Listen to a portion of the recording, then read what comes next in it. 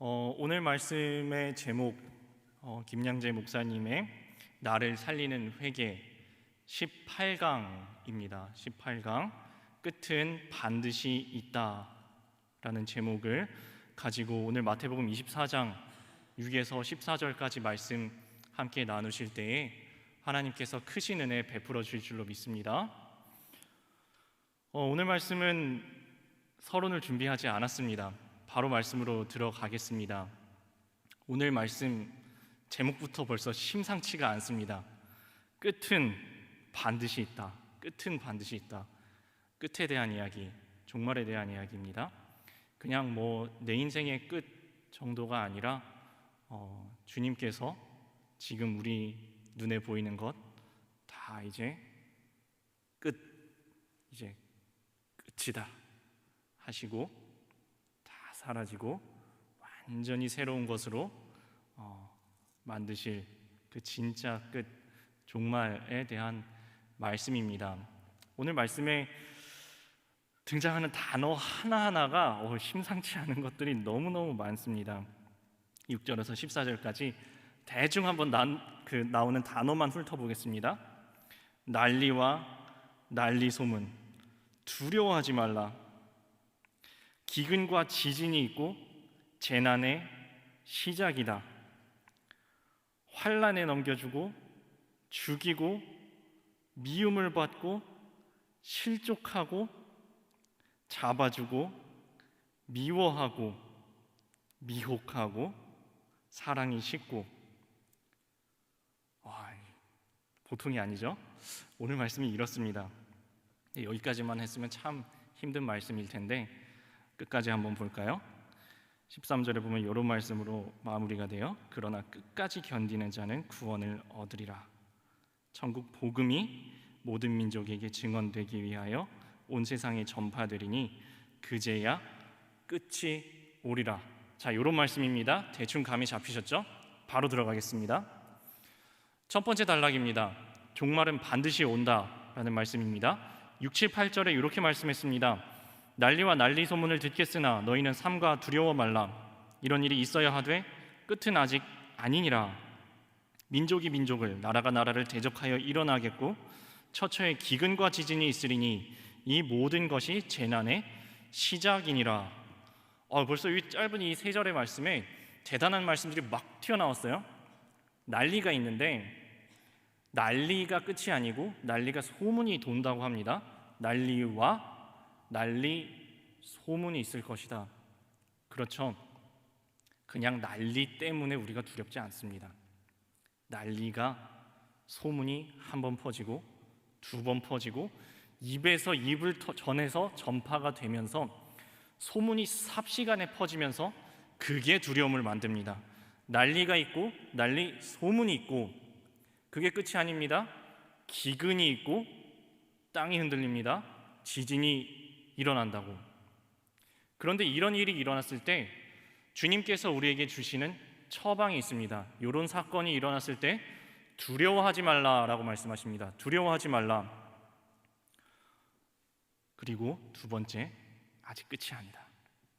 두려워하지 말라. 아직 끝이 아니다. 이제 시작이다. 주님 이거 더 무서운 말씀을 하시네요. 차근차근 한번 들어가 보겠습니다. 기근과 지진과 난리가 났을 때 두려워하지 말라라는 말씀. 그러니까 조금 쉽게 풀어보면 이렇게 하라는 겁니다. 이런 난리가 났을 때, 어려운 일이, 시험거리가 우리에게 닥쳐왔을 때 왜 이러지? 이상하다? 말도 안 돼. 이런 일이 왜 나에게 찾아왔지? 왜 하필 나에게? 언제까지 이렇게 하는 거지? 가 아니라 올 것이 왔구나 하라는 말씀입니다. 올 것이 왔다는 것입니다. 그리고 아직 끝이 아니라고 하시는 겁니다. 아직 끝이 아니고 이런 일들이 다 지나가야, 이제 시작일 뿐이고 다 지나가야 그제서야 끝이 온다고 하는 말씀이십니다.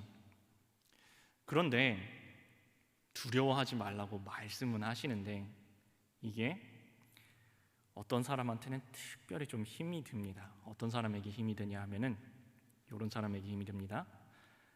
내 계획이 중요한 사람, 내 인생이 중요한 사람, 내 생각이 중요한 사람, 내가 걸어가고 싶은 길이 중요한 사람, 내 관점이 중요한 사람, 내 이익이 중요한 사람에게는 두려운 게 너무너무 많습니다. 왜냐하면 조금만 이게 틀어져도 내가 손해보겠는데, 조금만 이렇게 돼도 내 계획이 틀어졌는데, 조금만 이렇게 돼도 저건 내 생각이 아닌데, 두렵습니다. 조금만 내 계획대로 일이 안 풀리고 꼬여도 마음이 뒤흔들립니다. 이게 왜 그렇다고요? 내가 내 중심으로, 내 계획으로 내 인생 살려고 해서 그렇습니다. 내가 내 삶의 주인 노릇을 하고 내가 내 삶의 주권자 노릇을 하려고 해서 그렇습니다. 그러면 두려운 것이 너무너무 많아집니다. 이거 왜 그런 줄 아시나요? 우리에게 주권자의 자격이 없기 때문입니다. 우리에게는 내 삶을 주관할 수 있는 자격도 능력도 없기 때문입니다. 내가 주관자가 아닌데, 주권자의 자격이 없는데 내가 주권자의 자리에 앉으려고 발버둥을 치니까 두려운 겁니다. 성경은 우리에게 분명히 이야기하고 있습니다. 내 삶의 주인은 하나님이시라고. 사람이 마음으로 자기의 길을 계획할지라도 그 걸음을 인도하시는 분은 오직 여호와시라고 성경은 분명히 이야기하고 있습니다. 그런데 그 삶의 인도자와 주권자와 주관자의 자리에 내가 앉으려고 하니까 진짜 역사의 주관자 되시고 내 삶의 주인 되신 하나님이 하시는 말씀이 안 들리는 겁니다. 하나님은, 예수님은 우리에게 분명히 이렇게 말씀하셨습니다. 세상에서는 너희가 환난을 당할 것이다. 세상에서는 너희가 환난을 당할 것이다. 그러나 담대하라. 내가 세상을 이겼다. 이것이 주님의 말씀입니다. 그것이 역사를 주관하시고 우리 삶을 이끌어 가시는 주님께서 이미 그렇게 될 거라고 말씀하여 주신 겁니다. 너의 삶의 앞길에는 환난이 기다리고 있다고. 세상에서 너희가 환난을 당한다고. 하지만 담대하라고. 내가 세상을 이겼다고. 그래서 이렇게 말씀하시는 겁니다. 재앙이 혹시 다가오거든, 올 게 왔구나. 올 게 왔구나. 다른 사람한테는 오더니 나한테는 안 오던 게 이제 왔구나. 나한테도 왔구나. 신앙의 선배들이 갔던 그 길, 나도 이제 걷는구나. 예수님께서 걸으셨던 그 길, 나도 이제 걷게 됐구나. 올 게 왔구나 생각하라는 것입니다. 이게 내 인생의 끝장의 순간이 찾아온 것이 아니고 고난을 거치고 버티고 견디고 지나가서 결국은 구원의 길로 걸어가는 시작점에 내가 서 있구나 라고 생각하라는 말씀입니다. 두 번째 단락으로 넘어갑니다. 종말이 오면 사랑이 식어진다 라고 말씀하시는데요, 90절 말씀입니다. 그때 사람들이 너희를 환난에 넘겨주겠으며 너희를 죽이리니 너희가 내 이름을 위하여 모든 민족에게 미움을 받으리라. 그때 많은 사람이 시험에 빠져 서로 잡아주고 서로 미워하겠으며. 기역 개정 성경에는 10절에 그때 많은 사람이 실족하게 되어 서로 잡아주고 서로 미워하겠으며 라고 말씀하시고 있습니다. 믿음의 사람에게는 환난이 찾아옵니다. 아니라고 저 지금 이 자리에서 말씀드리고 싶은데 찾아옵니다. 말씀이 그렇습니다. 그런데 이 환난의 사건들이 우리를 찾아왔을 때 사실 솔직히 말해서 이해는 안 됩니다. 환난이 찾아왔는데 이거 내가 딱 보니까 알겠다. 저거는 요로 해가지고 나한테 이런 시험이 딱 왔고 요렇게 해결하면은 딱 해결이 되겠다라고 나에게 찾아온 고난 앞에서 자신 있게 말할 수 있는 사람은 아무도 없습니다. 우리는 이해가 안 됩니다. 우리에게 시험이 찾아왔을 때. 그래서 실족하는 것입니다. 그런데 성경에서는 이 모든 사건들이 결국은 나를 망하게 하는 사건들이 아니라, 나를 죽이기 위한 것이 아니라, 하나님이 너 한번 고생 한번 해봐라, 이번에 한번 죽도록 고생 한번 해봐라 하시는 것이 아니라 그 모든 것을 넘어 결국은 구원의 길로 인도하여 나가시는, 나 같은 죄인도 주님께서 구원의 길로 이끌어 가시는 구원의 사건으로 만들어 가시는 것으로 우리는 이해를 해야 하는데요, 이게 쉽나요? 어렵습니다. 쉽지가 않습니다. 그래서 우리를 죄인이라고 하는 겁니다. 이 죄인된 우리는 하나님의 역사하심이 순간순간 다 이해가 되지가 않습니다. 가르쳐 주셔도 모릅니다. 그래서 시험에 빠지고 그래서 실족하게 됩니다. 그 말씀을 90절에서 이렇게 하는 것입니다. 우리는 시험에 빠져서 실족해서 서로 잡아주고 서로 미워하고 서로 손가락질한다는 것입니다. 네 탓이야. 네 탓이야. 우리 집이 안 되는 것은 네 잘못이야. 우리 회사가 안 되는 건 네 잘못이야. 우리 동네가 안 되는 거 네 잘못이야. 우리 교회가 안 되는 거 네 잘못이야. 우리 나라가 이렇게 된 거 다 네 잘못이야. 네 탓이야. 네 탓이야. 네 잘못이야 라고 말하는 것이 우리 죄인된 우리들의 모습이라는 것입니다. 이것을 오늘 말씀에서는 시험에 들었다 또는 실족했다라고 표현하고 있습니다. 시험에 들은 것입니다.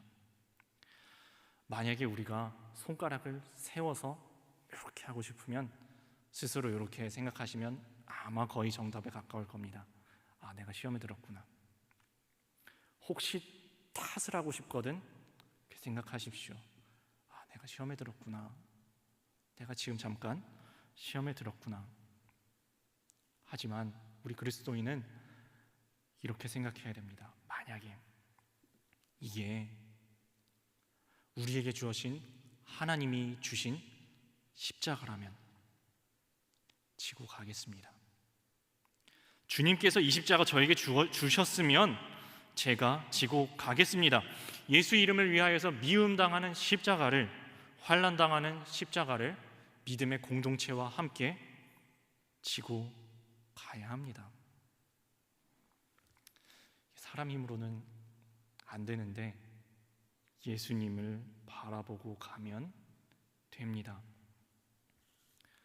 할 수가 없는 길인데 주님 바라보고 가면 해집니다. 갈 수가 없는 길인데 주님 바라보고 걸어갈 때에 가집니다. 아니 목사님, 해지는 게 뭡니까? 가지는 게 뭡니까? 문법적으로 틀렸는데요. 저도 알아요. 근데 이거 어떻게 표현해야 될지 모르겠어요. 분명히 못 가는 길인데 가져요. 주님 바라보고 갈 때.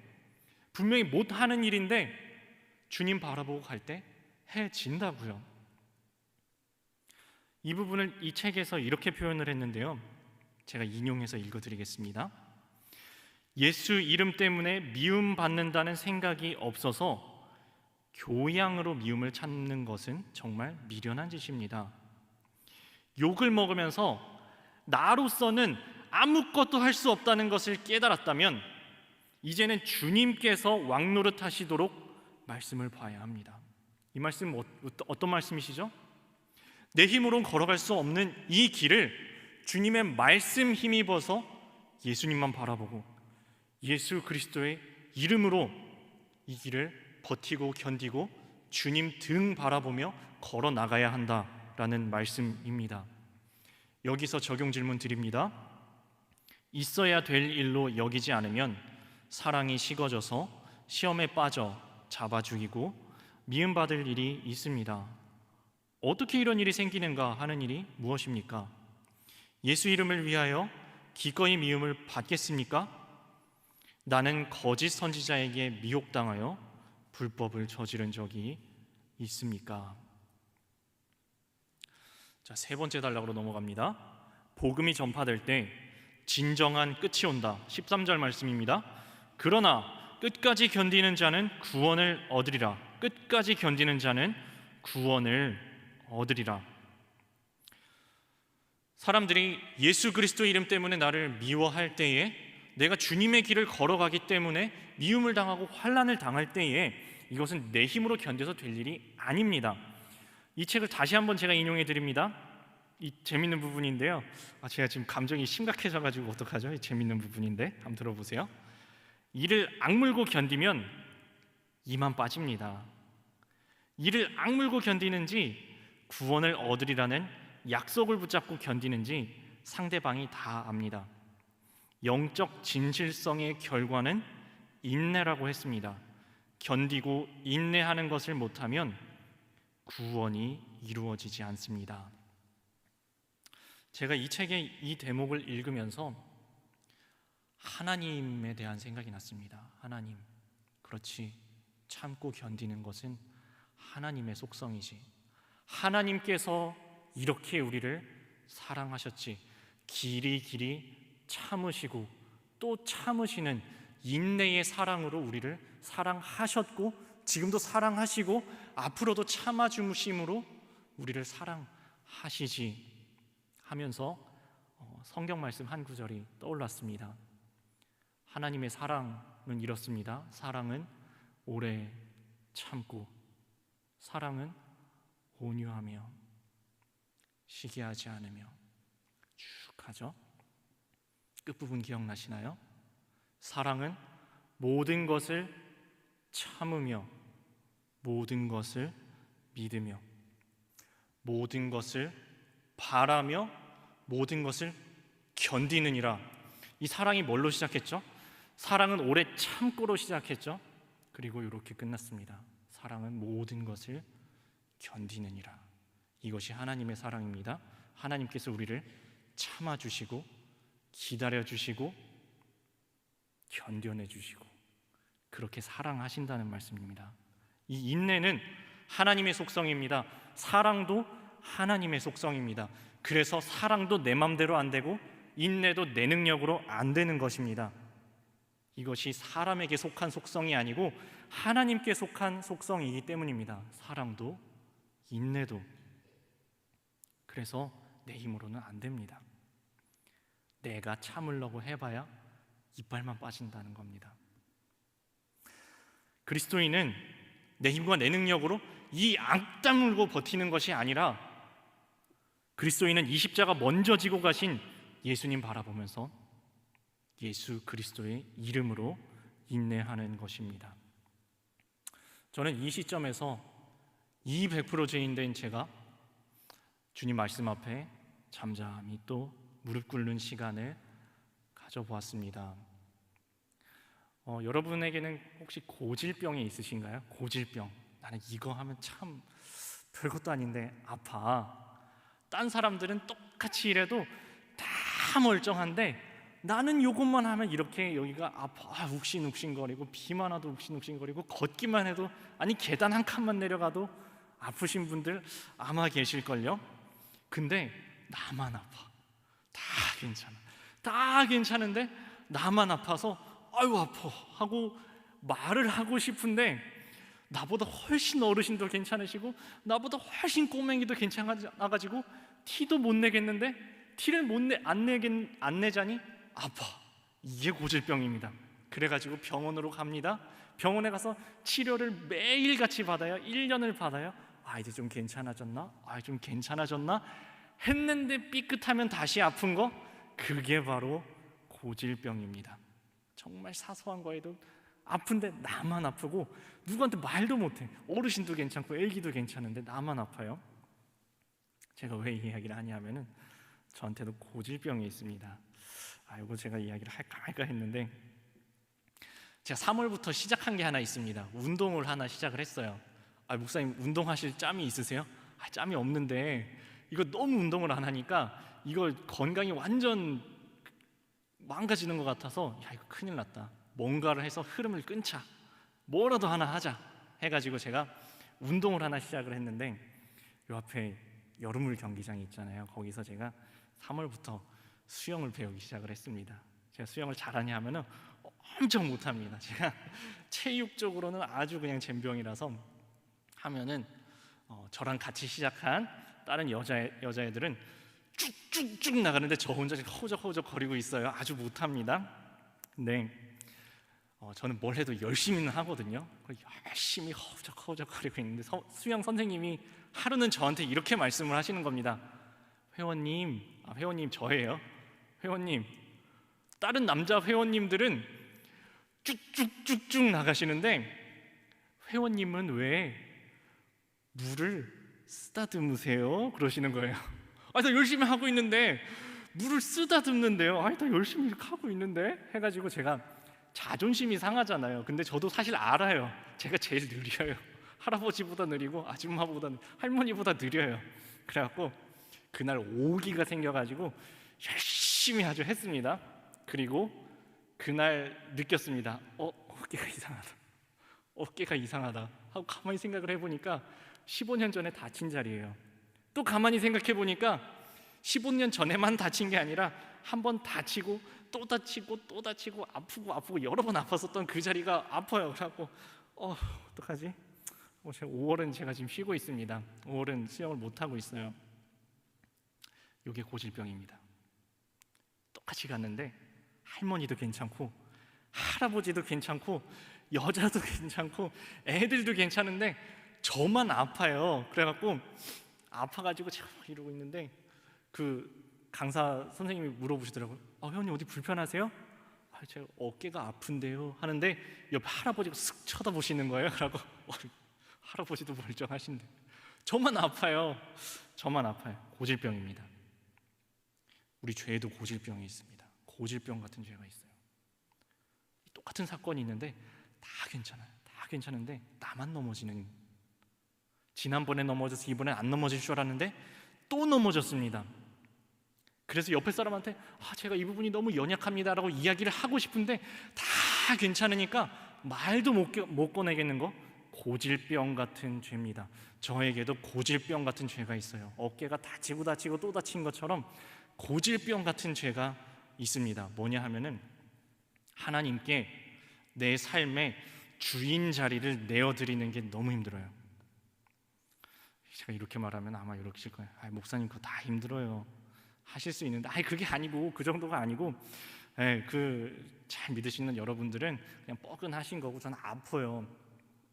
하나님한테 제 계획을 포기하는 게 전 너무 어려워요. 제 계획이 세서 제 생각을 내려놓는 게 힘들어요. 제 생각이 세서 제가 제 삶의 주인 노릇하려고 하는 마음이, 그 악한 마음이 강해서 제 생각을, 제 계획을 내려놓는 게 힘들어요. 아까 그랬죠? 내 생각, 내 계획, 내가 주관하고 내가 주권자가 되려고 하는 사람은 두려운 게 많다고. 그러니까 저는 두려운 게 많습니다. 티내려고 하지 않는데. 그게 제 고질병입니다. 그래서 조금만 제 계획이 이렇게 턱 틀어지는 일이 있어도 금방 원망이 나오고 하나님께 불평이 나와요. 오늘 말씀에 요거를 이렇게 표현했습니다. 너 시험에 들었구나. 너 실족했구나. 맞습니다. 시험에 든 겁니다. 그리고 방금 전에 인용하기를 제가 이랬었죠. 이 책에 이렇게 기록되어 있죠. 내가 내 힘으로 내 계획으로 이 악물고 버틸라 그러면 이빨만 빠집니다. 내가 내 힘으로 버틸 수 있는 것이 아닙니다. 교양으로 참는 것은 미련한 것입니다 라고 했는데, 저는 시험이 있으면 거기서 또 이래요. 이를 악물고 내 힘으로 한번 이거를 해봐야지. 참 이러면 안 되는데, 지난번에 그랬는데 또 그래요. 고질병입니다. 하나님이 나의 삶의 주인 되심을 인정하고 예수님만 바라보고 예수 이름으로 환난을 이겨 나가야 하는데 내 힘으로 하려고 하니까 안 되는 겁니다. 고생은 고생대로 하고 이만 빠지는 겁니다. 여러분은 혹시 어떠신가요? 제 고질병과 혹시 비슷한 고질병들 갖고 계시지는 않으신가요? 주님 바라보고 예수 이름으로 이겨나가야 하는데, 예수 이름으로 인내해야 하는데, 하나님의 사랑으로 오래 참아야 하는데, 주님의 온유하심을 본받아서 인내해야 하는 것인데, 내 교양으로, 내 노력으로, 내 계획으로 참으려고 이를 앙다물다가 이빨만 빠지지는 않으십니까? 삶의 주인 되신 분은 하나님이십니다. 제가 이걸 무슨 여러분보다 이걸 다 잘 깨달아서 하는 게 아니고요, 헤매고 헤매면서 드리는 말씀입니다. 하나님이 우리 삶의 주관자 되시고 역사의 주권자 되시고 우리 삶의 여러 가지 어려움들을 우리에게 허락하시지만 결국은 이 모든 사건들을 끌어 모아서 구원의 사건으로 만들어 나가시고 이끌어 나가시는 분이, 구원의 역사를 이끌어 나가시는 역사의 주관자 되시는 우리를 사랑하시는 이시라는 겁니다. 그래서 우리는 내 힘이 아니라 주님 바라보고 구원의 소망을 품고서 예수 이름으로 주님 바라보고 버티고 견뎌나가야 한다는 것입니다. 14절 말씀입니다. 이 천국 복음이 모든 민족에게 증거되기 위하여 온 세상에 전파되리니 그제야 끝이 오리라.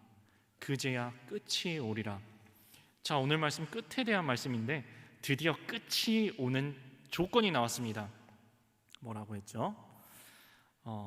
이 천국 복음이 모든 민족에게 증언되기 위하여 온 세상에 전파되리니 그제야 끝이 온다고요. 기준이 내가 아니죠. 내가 힘드니까 이제 끝이 오겠지. 아유, 쟤 버틸 만큼 버텼으니까 이제 끝이 오겠지. 힘들 만큼 힘드니까 끝이 오겠지. 견딜 만큼, 겪을 만큼 겪었으니까 끝이 오겠지. 아니에요. 오늘 말씀은 내가 고난을 많이 겪고 적게 겪고 그래서 끝이 온다고 이야기하지 않습니다. 천국 복음이 온 세상에 전파되어야 하고 그제서야 끝이 온다는 것입니다. 이것이 모든 고난의 사건들이 가지는 의미입니다. 결국은 이 모든 사건들이 그러 모아서 복음이 전파되기 위해서, 복음이 전파되고 복음이 심겨지고 그 복음으로 생명이 살아나고 구원의 역사가 일어나고 온 세상에 이 복음이 전파돼야 그제서야 끝이 온다고. 그렇기 때문에 이것은 우리에게 사명입니다. 고난 속에서 내가 힘드니까 이제 끝이 다 왔겠지가 아니라 아직도 더 사명 감당하면서 나아가야 한다는 말씀입니다. 끝내는 복음이 온 세상에 전파되어야지만 끝이 온다는 것입니다. 그렇다면 이 과정 속에서 일어나는 난리 소문과 기근과 지진과 이 모든 환난들과 미움받는 것들은 복음이 전파되기 위해서, 생명이 살려지기 위해서, 생명을 구원하기 위해서 그 방향을 위한 하나님의 안배로서 주어지신 것이라는 겁니다. 사실 우리를 진짜 힘들게 하는 것은 고난 그 자체도 있지만 그 고난이 일어나는데 고난의 의미를 알 수 없는 것이 우리에게 힘든 것입니다. 제 예를 한번 들어볼까요? 오늘 저녁 식사들 하고 오셨는지 모르겠습니다. 저녁 식사를 내가 다 이제 먹으려고 준비를 해놨는데 누가 그 밥그릇을 확 뺏는다고 생각해 보세요. 내가 오늘 저녁을 굶어야 됩니다. 고난입니다. 고통입니다. 그런데 이걸 뺏어가는 걸 어디로 가는 거야? 하고 보니까 오늘 애가 굶었는데 먹을 게 없어서 자녀에게 이 접시가 그대로 갑니다. 견디실 수 있겠습니까? 저는 견딜 수 있을 것 같습니다. 제가 오늘 하루 굶어도 내가 굶어서 내 자식이 먹는구나, 의미가 있으면 견딜 수 있습니다. 조금 더 이상한 예를 한번 들어볼까요? 누가 저한테 칼을 찌릅니다. 도려냅니다. 고난이죠. 그런데 만약에 그게 내 아이를 위해서 내 신장 하나를 떼어주는 것이라면 저는 견디겠습니다. 여러분 견디시겠습니까? 아마 견디실 수 있을 겁니다. 의미가 있으면 견딜 수 있다는 겁니다. 고난 자체는 물론 힘들죠. 밥을 굽는 것 힘들죠. 누가 나에게 칼을 댄다? 힘들죠. 고난입니다. 그런데 의미가 없이 누가 그냥 쑤시고 도망갔어요? 이건 견딜 수 없는 일입니다. 만약에 내가 먹으려는 밥을 누가 확 엎어서 그냥 갖다 버렸어요? 이거는 견딜 수 없는 고난입니다. 하지만 이것이 내가 굶어서 내 아이가 먹을 수 있다면, 내가 신장을 떼어줘서 내 아이가 생명을 살릴 수 있다면 견디실 수 있지 않으시겠습니까? 그것이 우리에게 고난을 주시고 또한 의미를 주시는 하나님의 의미라는 것입니다. 우리 그리스도인들에겐 고난이 찾아옵니다. 무의미한 고난이라면 아무도 견딜 수 있는 사람이 없을 것입니다. 그런데 이것이 사명이라면 어떠시겠습니까? 하나님께서 우리에게 맡겨주신 사명이라면 그 고난을 통해서 하나님의 나라가 확장된다면 어쩌시겠습니까? 그 고난을 통해서 복음이 전파된다면 어쩌시겠습니까? 그 고난을 통해서 생명이 살려난다면 어쩌시겠습니까? 그 길을 먼저 걸어가신 예수님께서, 십자가 지고 먼저 가신 예수님께서 우리를 초청하신다면 어쩌시겠습니까? 뭐라고 대답하시겠습니까? 내가 그 길을 걸어감으로 고난의 십자가를 짐으로 눈물의 씨앗을 뿌림으로 30배, 60배, 100배의 결실을 하게 된다면 뭐라고 대답하시겠습니까? 책에 있는 또 한 부분을 인용하여 읽어드립니다. 예수 그리스도가 내 인생에 우뚝 서기 위해, 내 가정이 우뚝 서기 위해 성전의 무너짐은 일어나야 될 일입니다. 내가 심기기 위해, 우리의 가정을 건설하기 위해 끝까지 견뎌야 할 일은 무엇입니까? 견뎌야 천국 복음이 전파됩니다. 천국 복음을 위해 헌신해야 할 일이 무엇입니까? 자, 이제 마지막 말씀으로 넘어갑니다. 우리가 견디기는 견디는데, 그리스도인들이라서 견디기는 견디는데, 동시에 우리는 연약한 죄인들이라서 이런 일들이 벌어집니다. 어떤 일들이 벌어지냐 하면요, 내가 잘 견디는 것까지 잘 해놓고 그 다음에 상처를 자랑합니다. 보라고, 내가 이렇게 힘든 거 견뎌내고 있다고. 그리고 한번 자랑한 다음에 옆 사람을 이렇게 봅니다. 야, 너는 뭐하냐? 나는 이렇게 상처받고 있는데. 비교합니다. 그리고 판단하고 정죄합니다. 나는 이렇게 힘들게 하고 있는데 너는 뭐하냐고. 너는 그거밖에 안 되냐고. 너 그게 문제라고. 하지만 오늘 말씀은 우리가 견디는 것이 이 상처를 자랑하기 위해서, 그리고 내가 이만큼을 견뎠다고 내 공로로 내세우기 위해서, 업적으로 내세우기 위해서, 내 이름을 드러내기 위해서 견디는 것은 참된 인내가 아니라고 말씀하고 있습니다. 참된 인내는 내 이름을 위하여, 즉 예수 그리스도의 이름을 위하여 이 모든 것을 견뎌내는 것이 참된 인내라고 말씀하고 있는 것입니다. 이 부분에 대해서 또 이 책에 좋은 문구가 있어서 제가 인용하여 읽어드리겠습니다. 그것은 미움을 혼자 받아서 상처를 뽐내고 있는 것입니다. 예수 이름 때문에 미움을 받으시기 바랍니다. 환난을 견디는 것은 귀한 일입니다. 하지만 귀한 인내를 다 끝내놓고 그 상처 꺼내서 비교하고 뽐내고 자랑하지는 마시기 바랍니다. 그리고 묵묵히 예수 이름을 위하여서, 예수 이름을 위하여서 받는 고난을 견뎌내시기 바랍니다. 마지막 적용 질문 드립니다. 복음이 전파되기 위해 무엇이 무너지고 뽑히고 파멸되었습니까? 내가 심기기 위해, 우리 가정을 건설하기 위해 끝까지 견뎌야 할 일은 무엇입니까? 천국 복음이 전파될 때까지 헌신해야 할 일이 무엇이겠습니까? 자, 정리하겠습니다. 우리에게 고난이 찾아옵니다. 그리고 이 고난 자체가 우리 자신이 옳다는 것을 증명해 주는 것은 아닙니다. 그리고 예수 그리스도를 따라가는 길이 고난만 있는 것도 아닙니다. 피할 길도 같이 내주시고, 또한 그 와중에 감사할 거리를, 기쁨의 거리를 하나님께서 채워주십니다. 하지만 동시에 오늘 말씀대로 예수 믿고 예수님의 뒤따라가는 우리에게는 환난이 찾아옵니다. 미움을 받습니다. 이 환난의 날이 아마 이미 찾아오셨을 수도 있고, 지금 겪어나가시고 계실 수도 있고, 앞으로 찾아오실 수도 있습니다. 이것을 내가 계획 세우고 내 힘과 능력으로 이악 물고 견뎌낼 수 없습니다. 그럴 수 없습니다. 오직 예수 그리스도의 이름으로 이 길 먼저 걸어가신 예수님의 등 바라보면서 은혜로 걸어가는 겁니다. 은혜로. 오늘 하루도 은혜로. 여기까지 걸어온 것도 주님의 은혜고, 오늘 하루를 걸어가는 것도 주님의 은혜고, 내일 이 연약하고 이 악한 내가 그래도 주님의 자녀로서 살아갈 수 있는 비결이 하나가 있다면 그것도 은혜입니다. 그렇기 때문에 자랑할 것이, 그렇기 때문에 뽐낼 것이, 그렇기 때문에 비교할 것이 아무것도 없습니다. 누가복음 17장 10절 말씀입니다. 이와 같이 너희도 명령받은 것을 다 행한 후에 이르기를 우리는 무익한 종이라 우리가 하여야 할 일을 한 것뿐이라 할지니라. 그럼 우리가 이 고난을 이겨내는 비결은 무엇입니까? 이 고난이 무의미한 고난이 아니라는 것입니다.